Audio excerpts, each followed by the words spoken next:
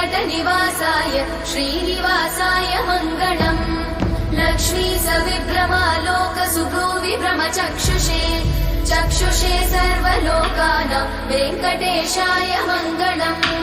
श्रीवेङ्कटाद्रिशृङ्गाग्रमङ्गलाभरणाग्रये मङ्गलानां निवासाय श्रीनिवासाय मङ्गलम्।